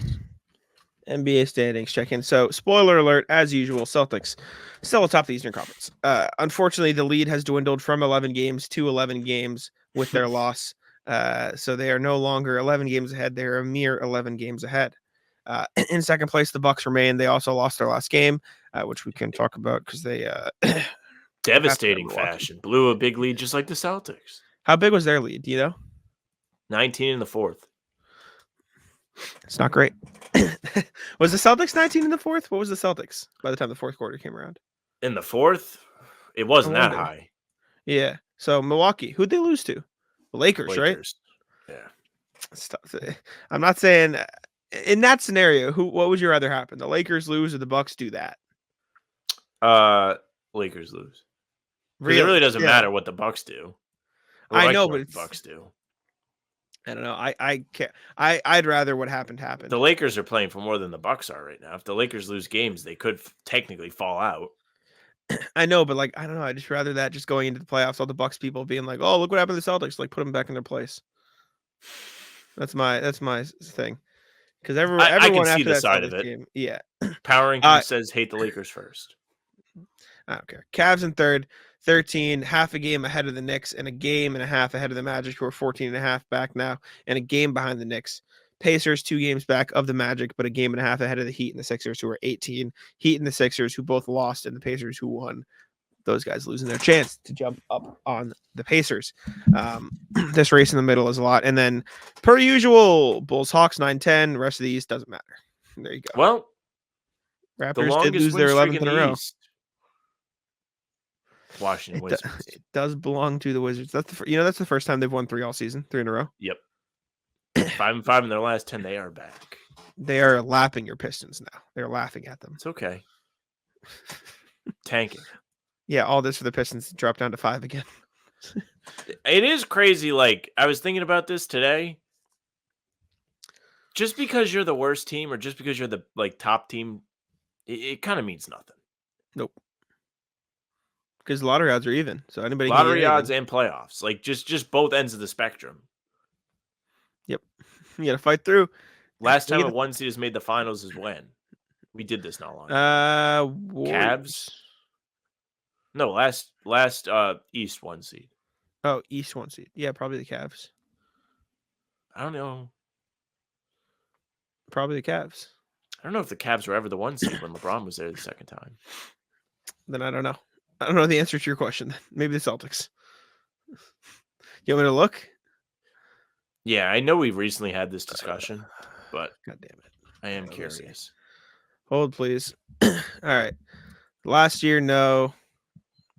Because it was the Bucks last year. Year before is the Heat.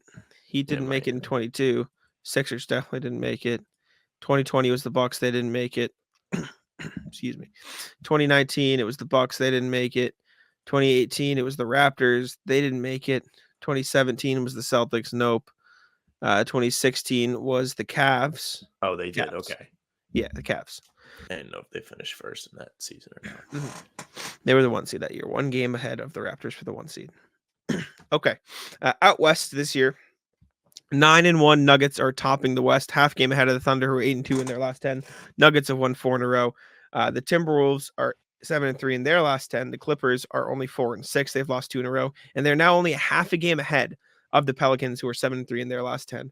Mavericks are pushing ahead. They have a game up on the Kings and the Suns now. Mavs have won 5 in a row. Kings and Suns are 1 game behind the Mavs. Lakers and Warriors down there. The Rockets still just 1 game behind the Warriors. Warriors who beat Miami yesterday. Big win for the Warriors, unironically. They needed that one. That they Houston did. breathing down their necks. Only a game behind, man. Do you think they'll get it? Who do you think gets that? It feels like Golden State's going to hold on. I know they play each other, so that game will be a big factor in it. But I understand the Warriors have a much easier schedule than the Rockets do. But the Warriors are going to be on the road. So I don't know. We'll see. That'll be fun. It is funny how last year the whole Warriors thing was they're great at home and it can't win on the road, and now it's kind of the opposite. They're like pretty okay on the road, but they can't. They're 500 at home. Yeah, that'll Who do it. knows? Very weird. Very weird. Anyways, that's it for your standings check-in. Next NBA thing we've got is, let me see, players returning from injury. Thank you. Sorry, I had to switch tabs. Mitchell Robinson is supposedly making his return. He's been upgraded to questionable for the Knicks. He hasn't played in a long time. They almost applied for a injury player exception for him, but they didn't get it. Now he's back. Donovan Mitchell is going to return for the Cavs. Obviously, we know Jrue Holiday, and then Pat Bev might also need wrist surgery, so that's the opposite of returning. But some big returns, like unironically, Mitchell Robinson back for the Knicks is big for them. Donovan Mitchell back for the Cavs is obviously big for them too. So two significant returning guys. Yeah, I think we always knew Mitchell was going to come back, and I think it's funny they're both Mitchell, but Mitchell Robinson was more of a question mark. I think the report was he was supposed to be back around this time, but we are awfully close to the playoffs, and we hadn't heard much about it. So good for them getting him back. The Pat Bev thing feels like more of a loss than like you might think. I feel like he's brought like a nice grit to that Bucks team. He's somebody that plays defense as a perimeter player, and by all accounts has been a pretty good locker room guy there too. Not that he's not going to be in the locker room, but not having him on the court might suck for them. Yeah. Well, I don't know. We'll see. I want to see how that affects them. I think Doc should be playing Andre Jackson and Marjon Beauchamp anyways. Like, why aren't we? Those guys were good for them for like brief stints, and now Doc obviously doesn't play young guys, so they're just like, sorry, see you later. You're cooked. Goodbye. Next thing, the NFL has decided to just dominate Christmas after seeing some games do well last year. They're putting games in and around Christmas, just cooking them. NFL is reportedly going to schedule a game on Christmas this year, despite it being on a Wednesday, and also despite people saying that they weren't going to do it. Tough for the NBA. They're it is tough. Encroaching on it. I hate the NFL. I think the NBA on Christmas is better than Thanksgiving football. People get mad. You might even disagree. But I don't know. It just feels like a lot of fun. It feels like a special day. And the NFL is always kind of just like fucked off. And now all of a sudden they got a taste of it. So they're just going to come in. It almost feels like there was like a gentleman's agreement that is just being stepped on, which maybe there is, maybe there's not.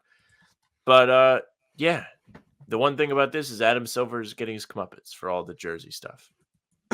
He's in a world of pain. I'm sure he's fucking heated. He's probably very mad. This is going to be a big, test, big step up to the plate. You better the thing I get a kick out of with football is like they'll put like the fucking Patriots against some other like the Raiders or something, and like people be like have to watch football. Like I just don't get it. People like football. That's why we have to watch basketball. Like I'd rather watch the Wizards play the Pistons than most football games. You know what I'm saying? Like it's just they like that sport better. I would just not watch it. Well, the Pistons is a bad example. I would watch Pistons Wizards. But, like, I don't know. If you gave me, like, Charlotte versus the Wizards, I just would elect not to watch it. Well, people just like the sport that much. There's NBA people who will just watch games because they watch games. I watch some games from time to time, but not as many. But I feel like there is, like, a huge crowd of people that are just, like, have to watch football no matter what. Yeah, it's just more popular. Yeah. It's more popular. It's the most popular sport in America. Well, it's the same thing as, like, NBA. It's just boring. I like basketball better too. I get you, but I do like a good football game. I will watch. College is fire. Would you rather watch a baseball game or a football game? It's a good question. Is it? Yeah, because I like baseball. I grew up. I mean, you grew up with it too. I did too. I can't sit down. I like playing the show on Xbox. Like I can't sit down and watch a baseball game. I'll tell you this: I would rather watch the MLB playoffs than the NFL playoffs. Really? That's insane. Yeah, the MLB playoffs rule. When you're MLB hanging on playoffs every pitch, are good. Baseball is so much different when there's stakes. Like you will watch a full. Will you watch a full MLB playoff game or the ninth inning? Oh yeah, especially if the Red Sox are playing. I guess I'll watch the Red Sox, but like. I'll put it this way. I would watch the Texans play the Ravens before I'll watch any other team besides the Red Sox play a baseball game. If it's a regular season game, yeah, probably. No, I'm talking anything. Playoffs too. No, I would watch the playoffs. That's crazy to me. There's so much like strategy that goes into it. I know football is the same way. Like they're calling plays, obviously, yes, different formations, everything like that. But like I don't know, like even like what pitch does this guy hit well? Like there's so much thought that goes into baseball, and it's a game of failure. it's a lot of fun to me. And I think they're doing what they can to try and make it more exciting. They put in the pitch What's- clock. They've made the bases bigger, so there's more stealing. You can only throw over to try and pick off the runner twice now per at bat. Like they're trying to make it more exciting again, like more base stealing, more small ball What's stuff. crazy to me is you call football boring because a lot of stuff doesn't happen all the time. When I mean, baseball, no, baseball is a a standing around game. even when they are just like pitching and it's like you have to get to the final pitch of either strike 3 or the guy hitting the ball. Like every other pitch is just a ball or strike and nothing happens. Like that is it. Like nothing happens unless you are like fully completely into baseball like we are into basketball. You're like, wow, look at the curve on that slider, which just not as many people are. You're just not enjoying that. And like you can get 2 NFL plays off in the span of maybe 3 in the span of one fucking at bat. You know what I'm saying? Like, in an we're at talking bat, about yes. slow. Exactly. If we're talking about slow, then I mean, come on. Like that. In at That's bat, my maybe, whole yeah. thing. But I mean, NFL, they run a play and stand there for 40 seconds, and then they run another play for like 5 seconds. Like the reputation that the NFL gets, I don't think is completely fair. What do you mean? Like it's marketed as so much action. You will never see more commercials than watching football. There are a lot of commercials, but I don't know. Baseball is my thing with baseball is the only sport where you can be in a game and an athlete in the game, and there's literally like even if it's small, there's a chance you do nothing the entire game. Nothing. Like if you're just in right field and they never hit it to right field, you just stand there the whole game. Well, you walk every at bat. You walk every at bat. Like it is the only sport where there is literally a chance that you could do absolutely nothing the entire game and have no impact on the game. It's the only sport. Yeah, I guess. That's my whole thing with baseball. And I don't hate baseball. I grew up watching baseball most. And I agree with you that the MLB playoffs are like they get good, but also 162 games is obscene. It's crazy that they play that many games. Like there's just no need for the MLB to play that many games. And all that being said, you'll catch my ass at Fenway Park this year because I will also admit I think going to a baseball game is the best experience. And Sam is frozen, but I'll catch him up when he gets back. I'm just filibustering for the audio, and YouTube listeners because I was in the conversation anyways. But I think the experience, welcome back. I was filibustering and now I can catch you up. I was saying, as much as I would rather watch basketball or watch football, I think the experience of going to an MLB game might be the best in sports. Like the experience of going to a ballpark, I think is fucking sick. I think when you go to a ballpark, you get the feel. Now there is a ballpark feel, but you also get you really like care about the game feel too. Exactly. Because you're there, right? Exactly. And that's how it is in the playoffs. That's why I think the playoffs are so fun for baseball because you're really hanging on every play, every pitch. Like it matters. I also think it is harder to translate the atmosphere of baseball over TV versus like it's easier to translate the atmosphere of a football or basketball game over TV and watching it in your house than it is. You baseball. Think so? Yeah. I don't think football gets like. Oh, do you mean like actually being at the game? Like in terms of like it is easier getting to be ballpark food or no. I mean, it is easier to feel connected to the game watching at home when you're watching basketball or football versus baseball. Like baseball, I think the jump from experience watching at home to experience watching in the arena or ballpark is the biggest gap with baseball than it is the other ones.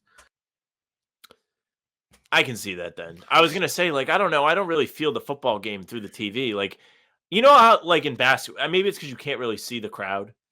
But, like, when you watch a basketball game, somebody makes a big shot, you feel it. You feel the crowd eruption. You can feel even noise meter situations, right, Jack? Like, mid-game, when I can watch a game on TV and tell you that the noise meter is on the Jumbotron. You feel that in football too. You have that. I don't feel the crowd as much in football. I just that's just. I mean, this isn't like me hating on it. Like no. I'm saying Patriots. Like you haven't heard that crowd in a few years, but like I watch college.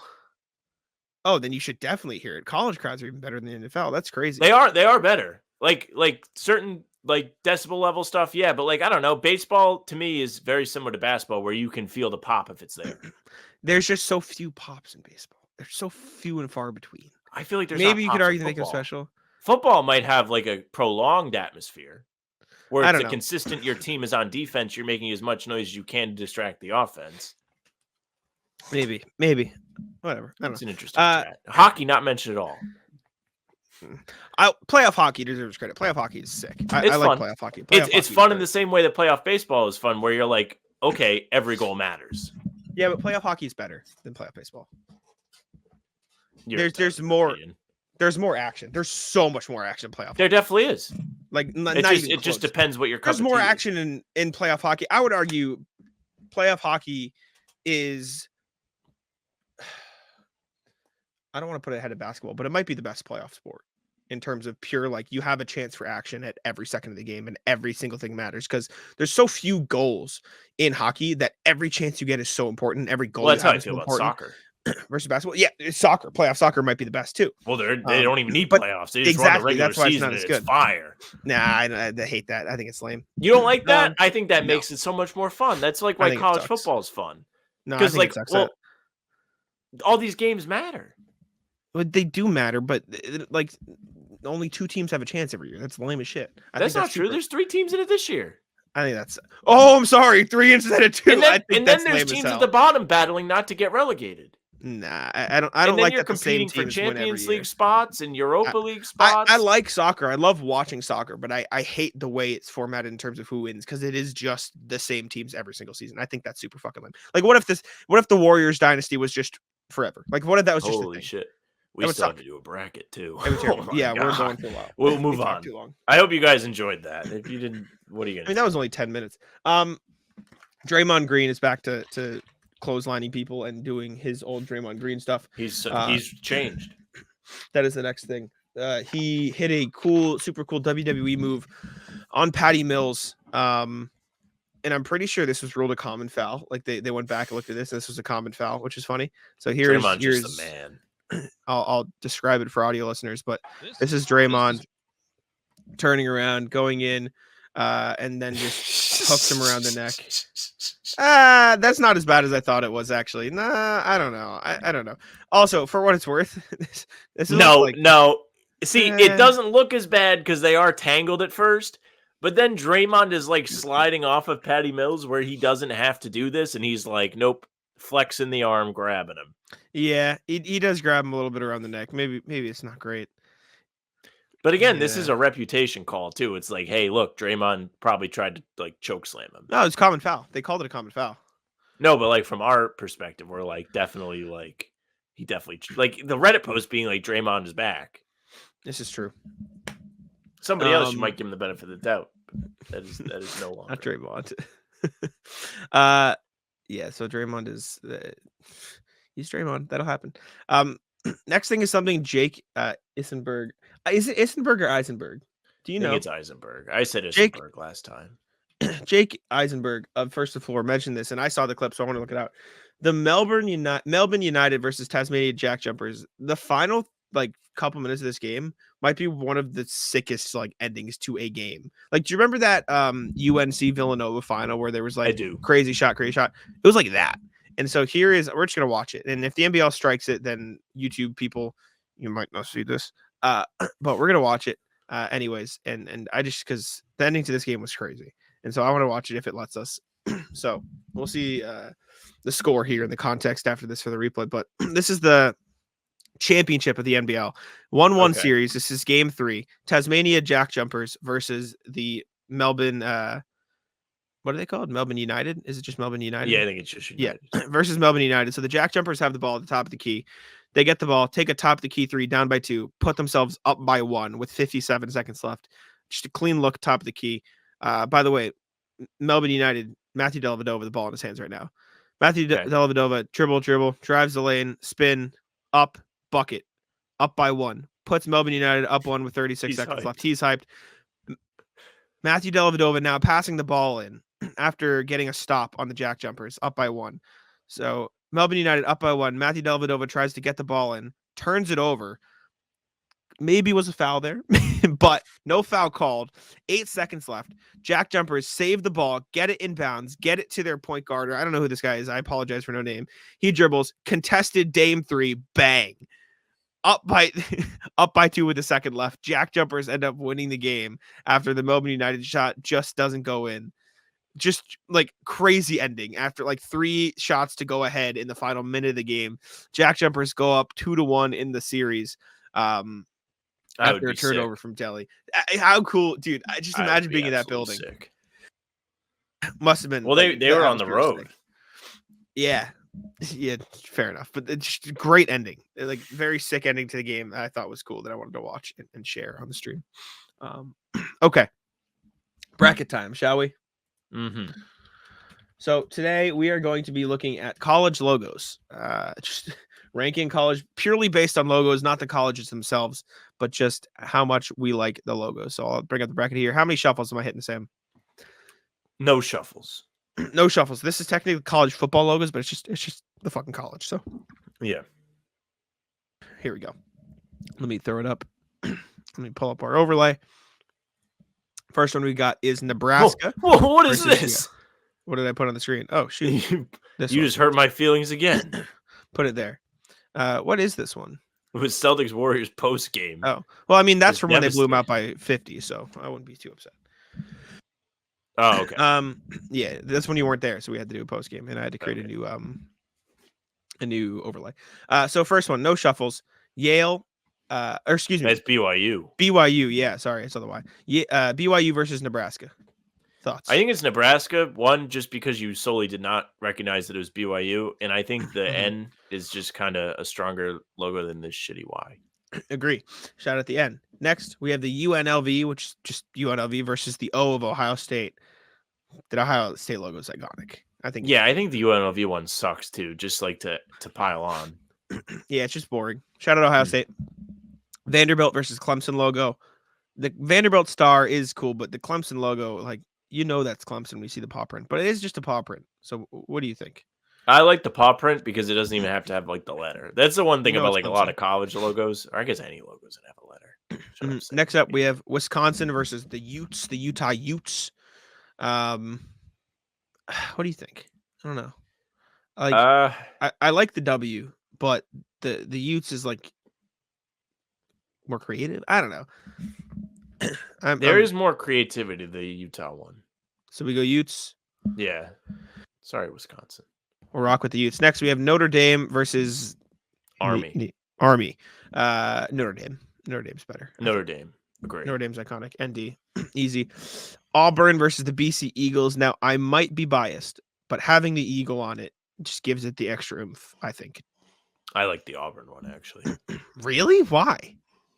I have like a affection for the overlay logos like that. I just think they look cool. I feel the opposite about the Eagle. I kind of don't like it.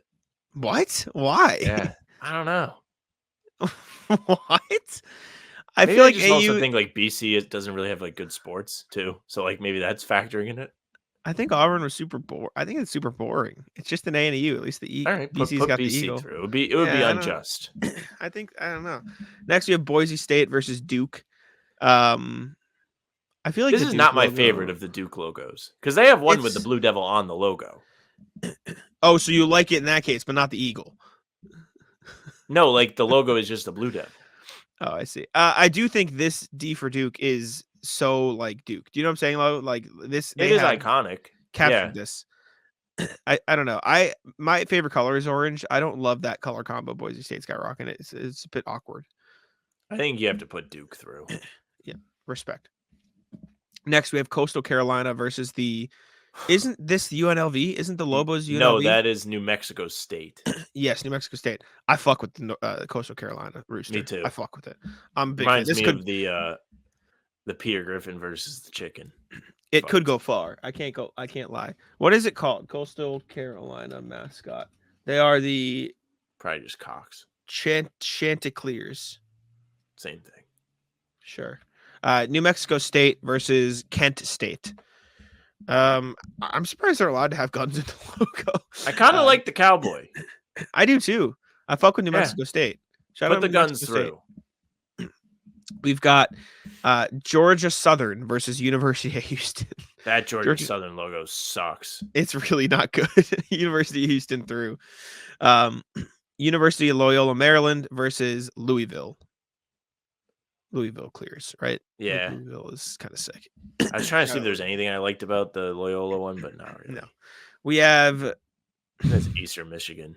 Eastern Michigan versus Eastern Carolina, I think. I like the Eastern Carolina one. Eastern Carolina hits it. Skull and crossbones for audio listeners. Shout out Eastern Carolina. You're gonna have some kind of outline on the letter if you're gonna do the letter. This bracket is far bigger than I thought, so we're gonna do speed run. I know Holy shit. This is tragic. Okay, we're speed running it. Florida versus Navy. March Florida Madness, Gators. Florida Gators are iconic. Florida. Cincy versus Maryland. I actually kind of like the Maryland. I don't know if you wanted to go Cincy, but I really like the Maryland one. What they got going on. We have Middle Tennessee versus M. What is M? Do you know what this is? Miami of Ohio, maybe? Perhaps. I think if we cannot immediately recognize what you are, you automatically lose. Yep. Middle Tennessee going through. Colorado State versus LSU. I like the Ram. I was going to say, I feel like LSU should win, but I like the Colorado State better. So we're going Ram. Florida Atlantic University versus, I do know Missouri. what this is, but I can't. Missouri. Yes. I like Missouri's better. Ooh. Oh, no.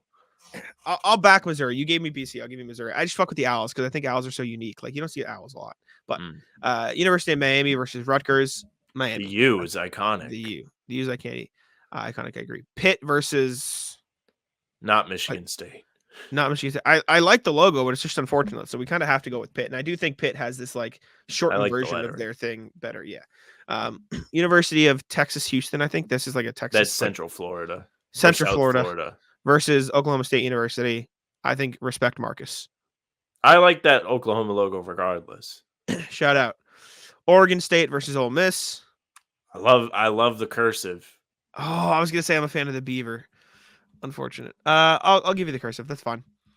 Northwestern versus NC State. I really like the NC State logo. I do too. I like the N. This is an overlap logo I can get on board with. Mississippi State versus what the fuck is this? The Herd? What is the Marshall? Herd? Marshall. I didn't know that the Herd was their thing. It's literally the same M. Yeah, I like Mississippi. I like States better. The Herd's kind of cringe. Me too. I don't like.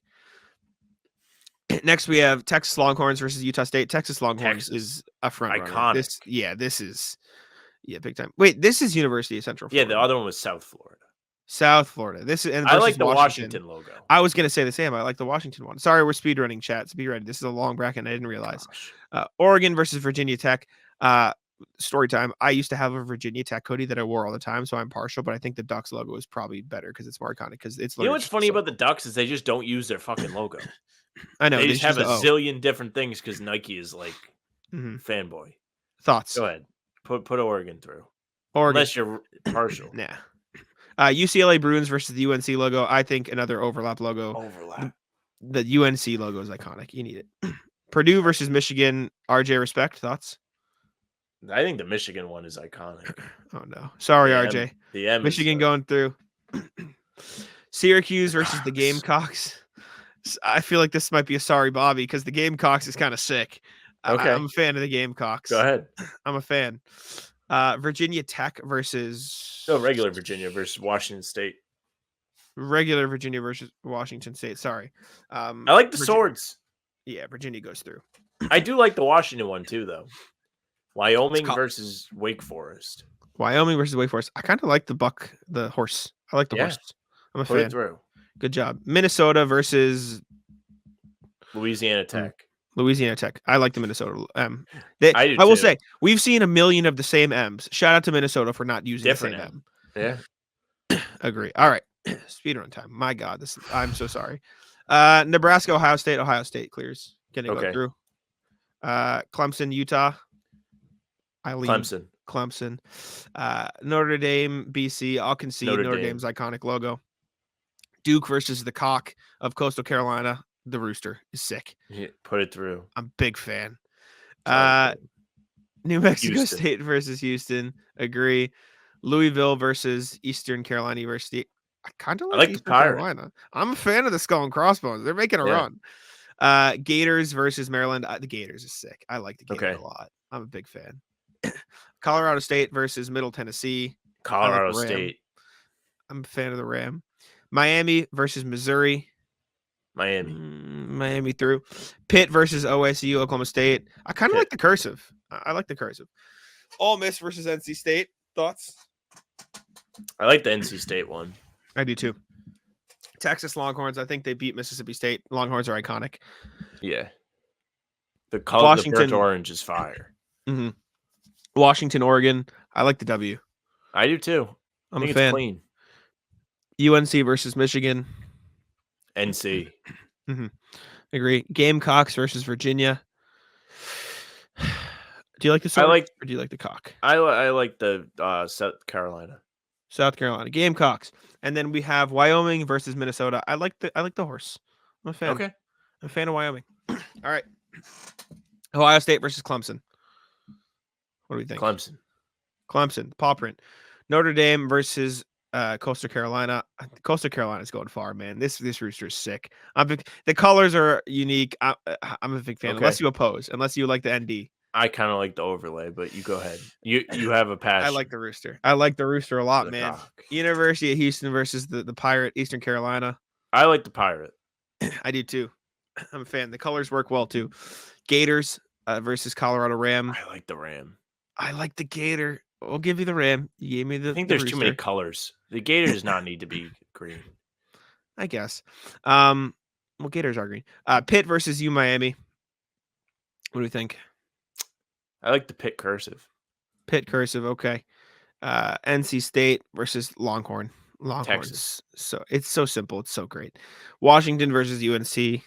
Carolina. Then the Gamecocks versus Wyoming. Gamecocks. Okay. I want my rooster over Clemson. I like him. I like him a lot, Go man. ahead. I like him. He's got a Go name ahead. too. I looked it up. He's Chauncey. His name's Chauncey. He's sick. I'm a big fan. This is both you, Eastern Carolina versus Colorado State. I like the Ram. The Rams going through. Sam likes it. Pitt versus Longhorns. Pitt's come to an Texas. end. Texas through. UNC versus the Gamecocks. Or North Carolina. North Carolina, yes. Now we have your Ram versus my Rooster.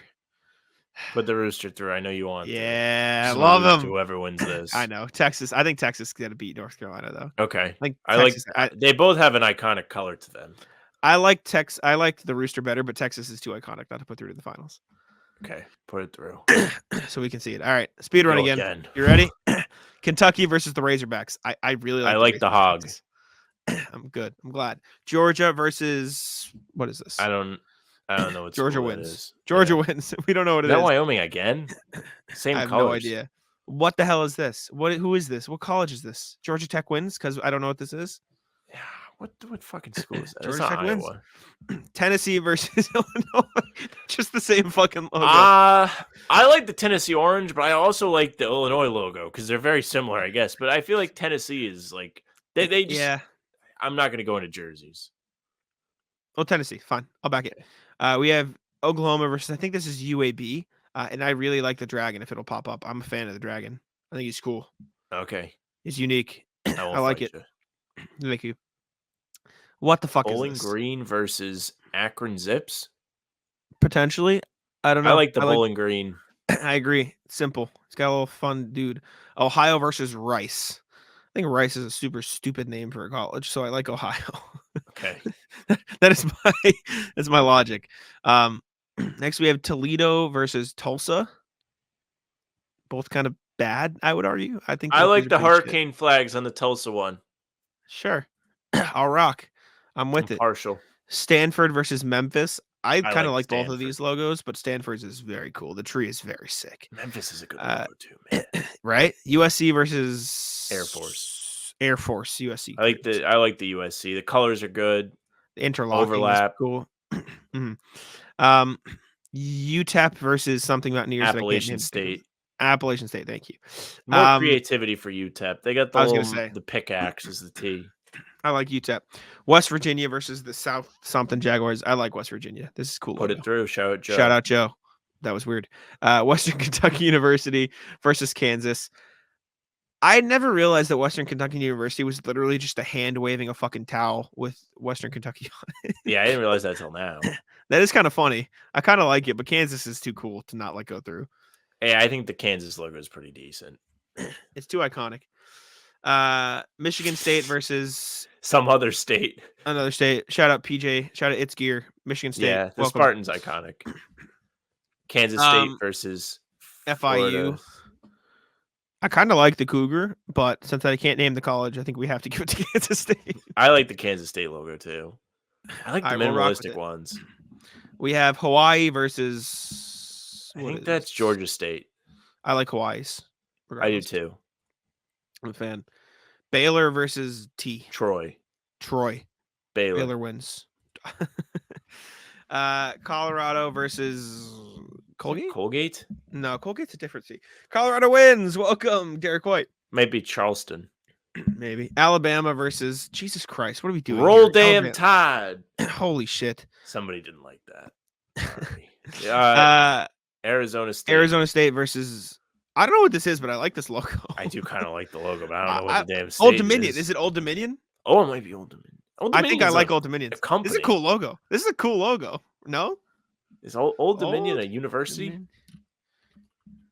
A logo. Yeah, that's Old Dominion logo. Old Dominion University. I kind of like it. I'm a fan. All right, upset. Put it through. Wow, a 16 seed.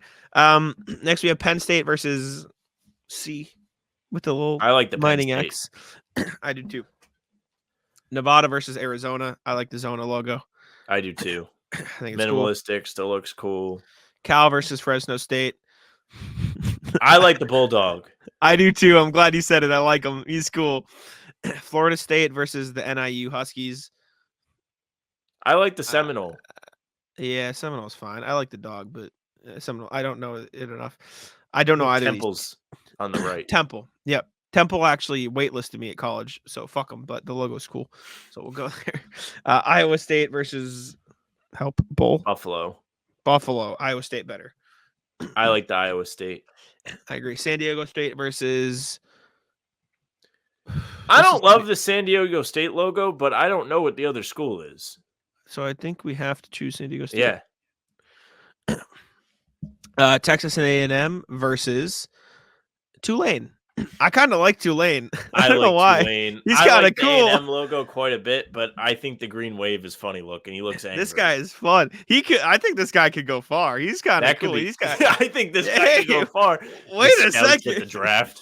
We have Liberty versus TCU. I like that TCU purple. I do too. I do too. Iowa versus. I don't know who this is, but I fucking like him. I can't lie to you. I think Iowa has to win, but I like this guy. I don't know which school. Is that Ball State? I don't know. Ball State logo. It is not. Ball State was the red cardinal we saw before.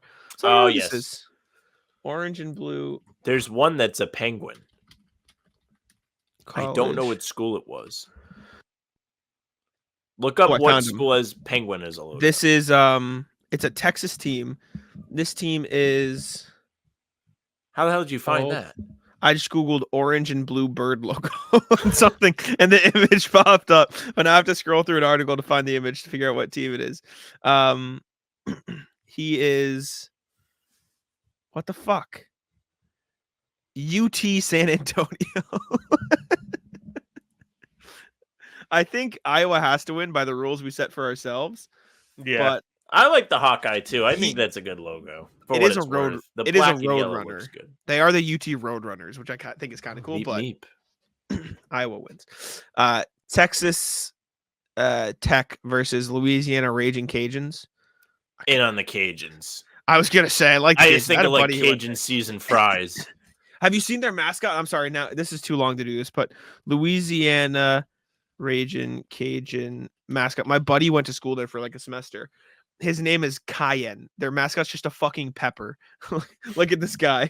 Look at this motherfucker. He's just a pepper.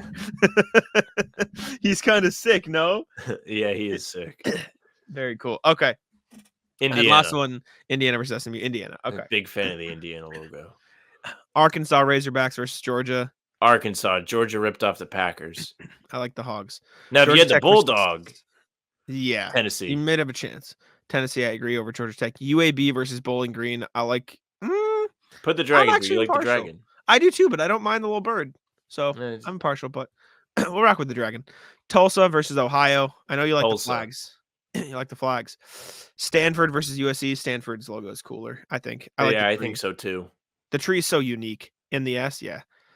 West Virginia versus UTEP. West Virginia. Yeah, sure. I agree. Kansas versus Michigan State. I'm sorry. Michigan State. Kansas. Oh, I was gonna say Kansas. You know what? Fine. Fuck it. I like the minimalistic Spartan. Kansas State versus Hawaii. I like Hawaii. Okay. I like the H. Baylor versus Colorado. I have a feeling I you're like gonna the say Baylor. Buffalo. Good. Nice. I like the Buffalo too. Alabama versus Old Dominion. I like Alabama. I kind of like Old Dominion, but I'll let Alabama go through. We can let it rock. Penn State versus Zona. I like the A, but I don't know if you disagree. Go ahead. Fresno State versus Seminoles. I like the Bulldog. I like the Bulldog too. I like the the colors. guy. Yeah. Temple versus Iowa State. Iowa State. I like the colors. Yeah, State. San Diego State versus Tulane. The Wave. I Put like the him. Wave through. I like him a lot. Logo sucks. He's gonna go far. He's got a great run in the bracket. TCU versus Iowa. Iowa. And then the Cajuns, Raging Cajuns versus Indiana. Indiana. Aw, okay. I like that Indiana logo. I think it looks cool. Razorbacks versus Tennessee. Tennessee. The T can go through. UAB versus Tulsa. I don't mind Tulsa. I can back the Flags. Put Tulsa through. Shout out the Flags. Stanford versus West Virginia. Stanford logo's cool. Very cool. Michigan versus Hawaii. I like the Michigan State logo. Spartan can rock. Buffalo versus Crimson Tide. I like the Buffalo. I agree. Arizona versus Fresno State Bulldogs. I like the Bulldog, man. I like them a lot. Too. I'm a fan. Same colors, just cool logo. Iowa State versus Tulane. Put the Wave through. I want the Wave. I want the Wave. And then Iowa versus Indiana. I like Indiana's better. Okay, sure. I'll back it. Indiana will fall soon enough, but Tennessee is better than Tulsa, I think. Okay, sure. I like Tulsa better. I found that you like the simple ones. I like the more creative ones. And when we fall in the middle is with the guys that go far. So Tennessee can win. The example, Stanford, simple and creative. This is one we can both like. Yeah, I like Stanford a lot. I'm a fan. Colorado versus Fresno State. It's a tough one. I like the Buffalo too, but I like the Bulldog. Let's put the Bulldog through. I like the Bulldog a lot. I like Colorado too, though. Tulane versus Indiana. I like the Wave a lot, man. Put the Wave through. He's got a personality about him. I love him. I love him so much. Tennessee versus Stanford. I like the tree logo. Okay. But if you like Tennessee, I won't fight. I just like the orange. I guess. I don't know. It's just a T. There's nothing. I don't know. Okay. No, it's fine. Yeah, but that's like sick. It's just a T, yet you know what it is. I guess. I like the Wave. I'm sorry, Bulldog. Put the Wave through. Cool. Tulane, by the way, he's actually had a good football team. I really like the Wave. I would really like the Wave to win. Give the Wave the win. Give the Wave Fuck the yeah. win. Let's go. Tulane. Dude, this logo, it's so sick. Look at him, dude. Come on. He's fire. I'm a big fan. That was the biggest bracket we've ever done. Holy fuck. I'm a big fan. So hungry. Yeah. We sped through it, though, I think. I don't know actually what time it is because I haven't been in the StreamYard. It's not too bad. It took us 20 minutes. That's actually a normal size of a bracket. Yeah, this is not that big of a pod. We've had that. Anyways, rat list. Oh, we have to do the rat list still. We do. Yes, we do. Fuck. I don't have much anyways, though, so you can kick it off and you can take the lead here. I haven't done anything last So, Easter is this Sunday if you celebrate. And every year on Easter, my mom has to post the same Facebook picture every single year. She posts a picture of me as a child, is very upset that I had to dress up for Easter. All of my Facebook memories this week will be that picture. Every single one. You want to pull it up? I tweeted it today. Sure, yeah, I'll find it. 1 sec. Every single year, no matter what. It just never misses. Sometimes I'm the profile picture. Sometimes I'm the cover photo. I'm sure I'll be posted on Easter Sunday, too. It will be separate posts. Here you go. Here it is. You go stream. There it is. That's fire. I like it a lot. No, I'm a big fan. Now you gotta show up to Easter one year without her expecting, wearing these same what are they called? Suspenders, yeah. We'll see. I like it. Every single year, no matter what. It's there. I don't think I have a real ratless, but I have an anti-ratless. Or maybe it is. So I got my eyes checked the other day. I finally went to the eye doctor. I'm getting new glasses in. I got goggles too for when I ball. The rat list is so usually last time I got an eye exam, they did this thing where they had to puff like air into your eye, like they puff it in really fast, and so like gets a map of your eye, whatever. They didn't have to do that this year. They had another thing which was like maps it with like a picture or something, so it was good. But they did do this thing where they need to take a picture of your eye. So I just got fucking flashbanged. Like you are, you know, the eye machine where you put it in, and you look at the thing, like you look at the thing in the distance, Yeah, you look, or whatever, right? Yes, It's that machine. So you put your thing in there, except it's just look at the green light for a second, look at it, bing, and it just fucking flashbangs the shit out of you. You should have like taken a bump, like you should have fallen over. And so I was blind briefly. However, the guy who did my eye exam was very nice, and he did say something along the lines of like, you're gonna leave here with much better vision, brother. Like We're apparently gonna help you. yeah, apparently my get you eyes out of like, there. these glasses aren't as great, but I did get new glasses that are not as thick as these. They're a little thinner, and I think they're like a little bit more round. I like them a lot. I think they look good. What if you're just a sharpshooter now? Like you can just shoot threes really good. Sick. Well, the goggles I got, I'm just talking about my normal glasses. The goggles I got are like chunky. They're big motherfuckers, but I'm gonna be able to see much better. No, but I mean like with a new perspective. Yeah, right. That's why I've been bad. Not because I'm slow, not because I don't have a lot of stamina, not because I just am inconsistent with my jump shot form. No, I just couldn't see. I couldn't see the rim. So Ratless is me. So today I went to the gym. I've been doing the exercise bike because I'm not running right now. I have this ankle injury, but I'm trying to keep myself like accountable because I want to go back when I'm able to run and stay on schedule or whatever, because I want to stay in shape for basketball really is what I want. So I'm on the bike today, enjoying the Shane Gillis Pardon My Take very much. I'm laughing on the bike. I'm sure people love that. I'm just sitting there laughing at myself. But anyways, I finished on my workout. I had an excellent workout today. When I go to the gym, I know I'm going to do the bike, but it is 30 degrees out this morning. I'm not going to wear a t-shirt and shorts because that's what I'll wear on the bike because I'm a sweat. I have to wear sweatpants. I have to wear this long sleeve. So I take off the sweatpants, take off the long sleeve, and I have my shorts and my t-shirt on while I'm on the bike. When I finish, I just went to the locker room to like change, and I kind of left them there. So I took off my sweaty fucking shirt, and then I realized I had to put the shirt back on because I didn't have anything else to put on. So I had to re-put on the shirt, and it was fucking freezing. Yep. That sounds about right. It's like when you sit in the car. It was awful. That doesn't sound fun. I don't have another rat list, but I do want to share this video with you because I know you don't like hot dogs. And I was hoping that this 30-second video could change your mind on hot dogs. Change my mind? I don't know if you saw this, but it popped on the timeline. Yeah, and I thought it was really funny, and so I wanted to play this video. Did you see this? No, I didn't see this. So this is What the fuck is this? So this is hot dog Hot Wheels. So this guy puts the hot dog on this little cart with wheels, and he sends it outside, and it goes down a ramp, and then it jumps onto a grill. I'm going to say this. I don't dislike hot dogs. I'm just not going to pay for a hot dog. Sure. I just thought this video was funny. And look how the car detaches from the hot dog before it jumps in the grill too. No, this is prime. And the dude's just sitting there hanging out. I thought this was a sick video, and so I wanted to share with the pod. It is a good video. Very cool. Anyways, that is all. That is the only other ratless thing I had. I like it. I'm a big fan. All right. Well, we're done. Mm-hmm. We can wrap up. Ratless Wi-Fi is about to give out on me. So baby. Thank you all for tuning in. We'll rock.